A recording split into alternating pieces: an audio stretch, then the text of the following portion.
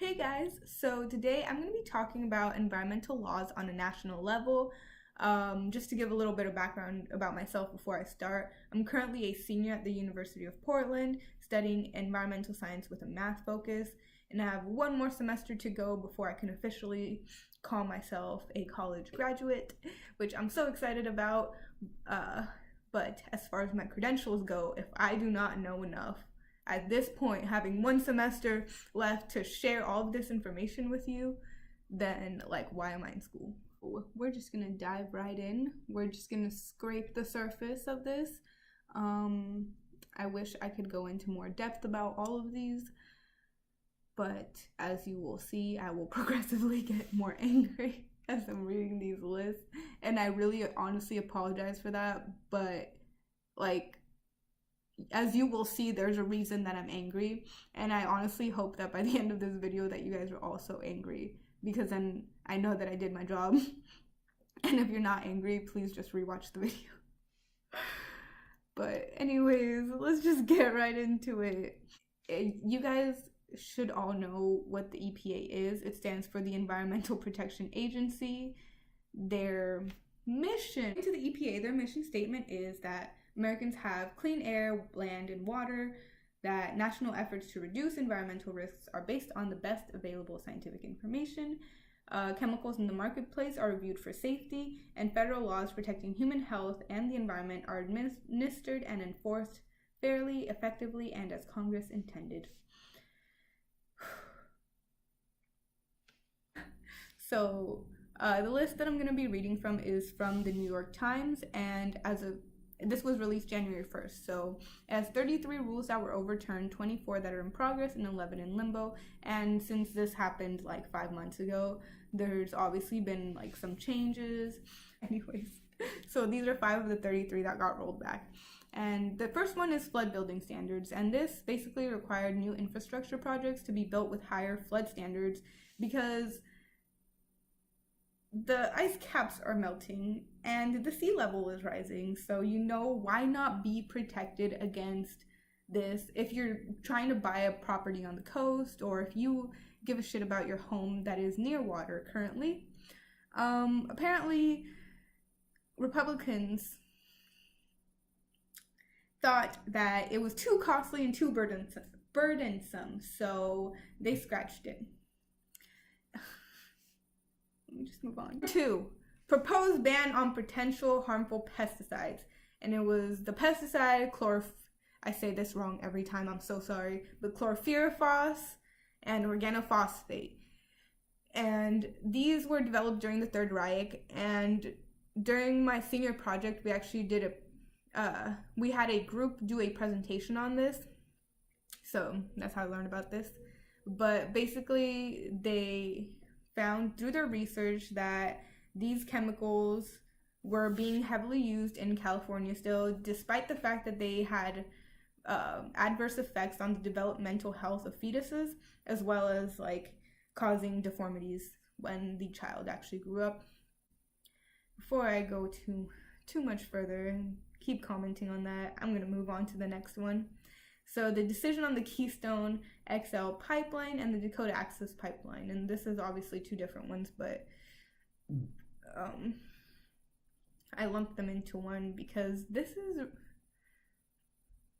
just proves that they don't give a shit about us because of how much protest and public attention this particular one got in trying to reverse the decision that, of all the things that they were protesting, obviously the social reasons, one of the probably the biggest environmental concern that they had was that it was going to spill, because that's what pipelines do. They spill and leak, and then they ruin the environment where they were put. But apparently science doesn't mean shit to people in Congress, because we had evidence and we knew what was going to happen and we told them, and then they were pepper spraying and trying to kill people who were against it, and colonial mindsets. They just think they can take any piece of land that they want, but it's fine. And then it spilled and fucked up the environment, and they are continuing to operate it. They just have to make a spill response plan. even though they've already fucked up the whole ecosystem in that area. Again, more comments, but Okay, this one is especially dumb. So they eliminated the methane reporting requirement because 11 Republicans wrote a letter to Scott Pruitt telling him that this added extra work and extra costs, and there's a war on coal, so we should just stop. And you know what Scott Pruitt did? He revoked the rule.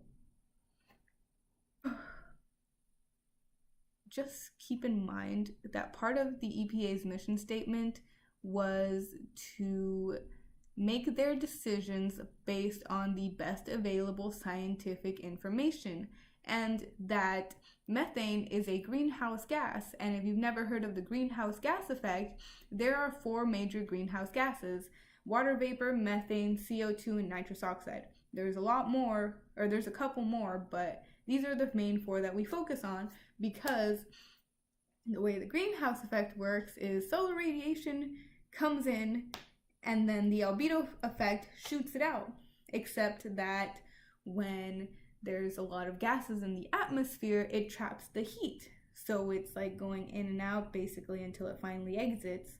And this is what single-handedly is warming the planet. This is the core of what is causing climate change. And all of these different greenhouse gases are caused by different things.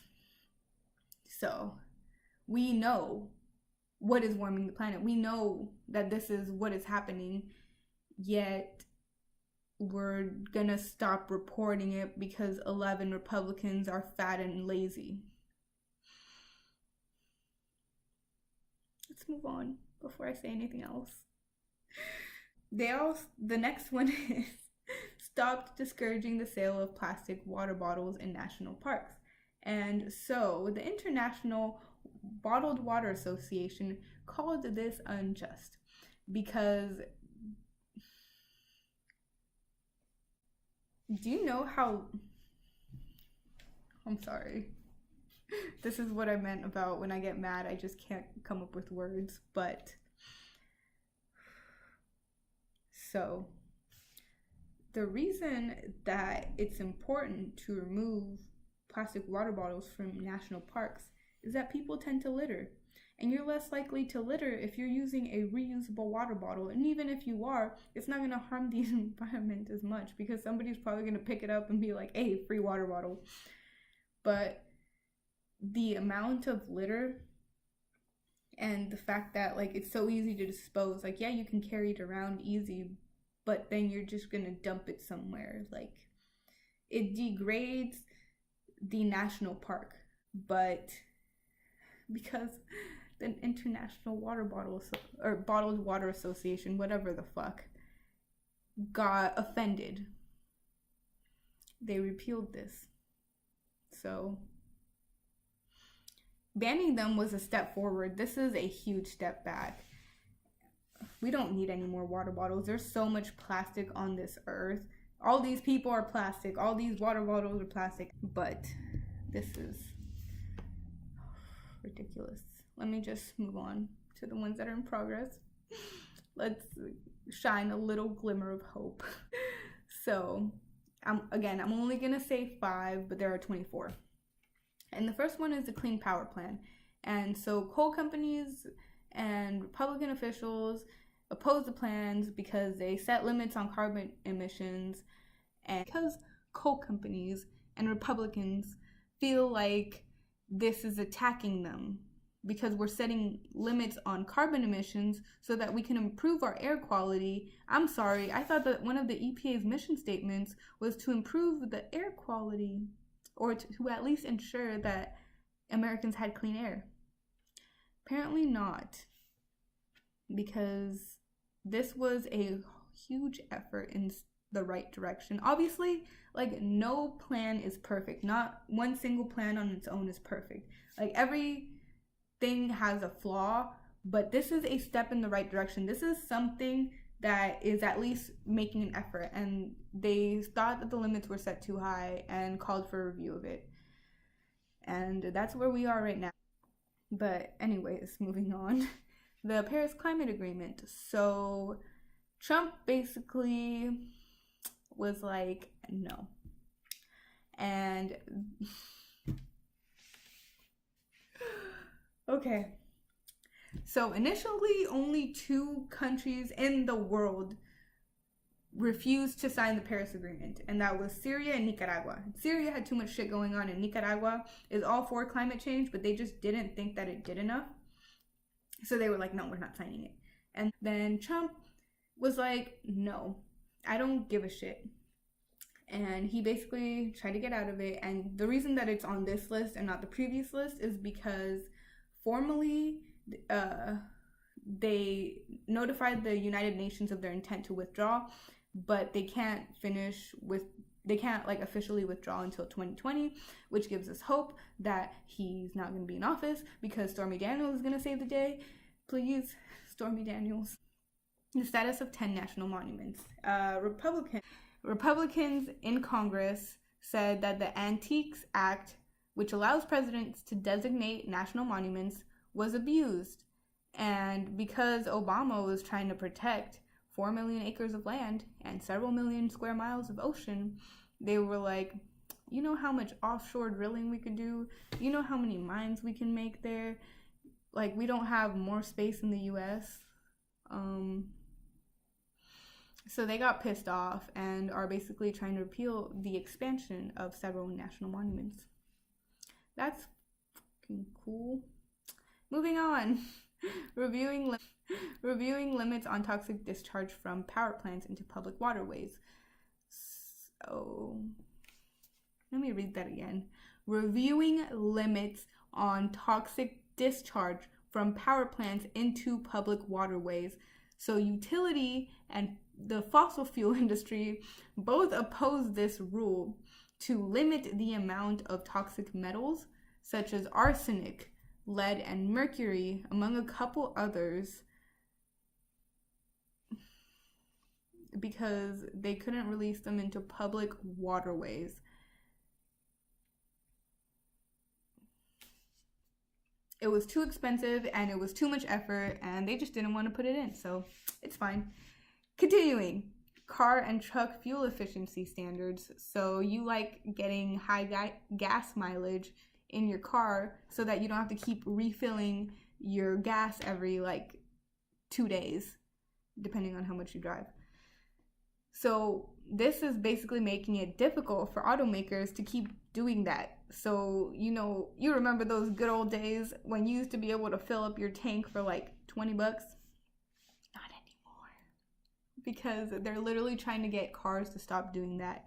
And this would affect the standards for vehicles between 2021 and 2025.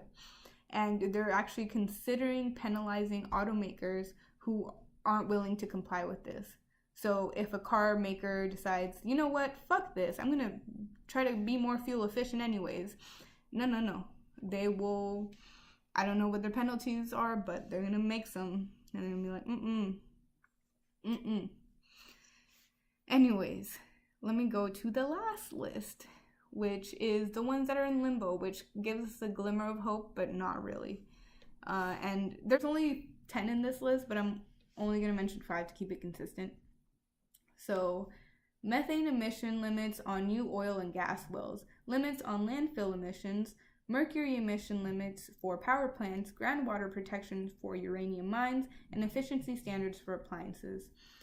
Now, first off, that last one, efficiency standards on appliances, that is so helpful. That saves us money. But of course, Republicans are money hungry. They don't want us to have money, so they want it all.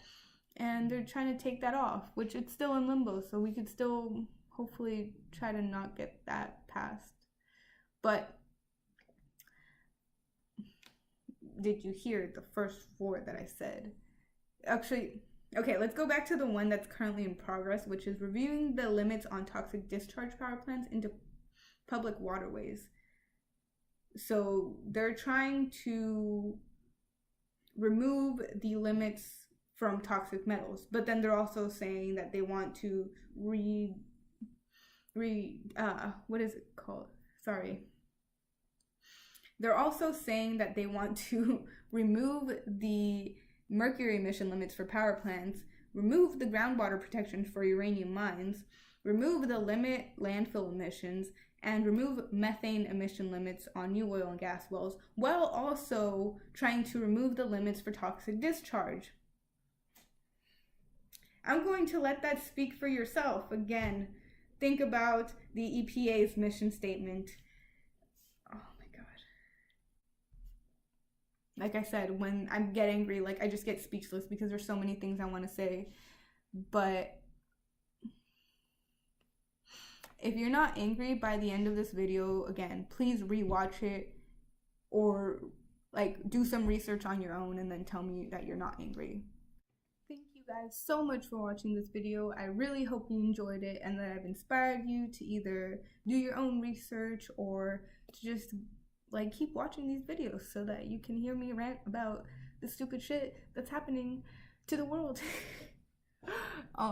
This is actually the introduction to a series, so I'm gonna be talking about a different state each week. Next week's focus will be on Vermont, and we're gonna see what's going on there with climate change, because they got some shit going on, and I'm telling you what it is. Anyway, be sure to follow me on Instagram so you can get updates at Science Saves the World, and subscribe to me here so that you can get notified when things are happening. So thank you so much for watching. I'll see you next week.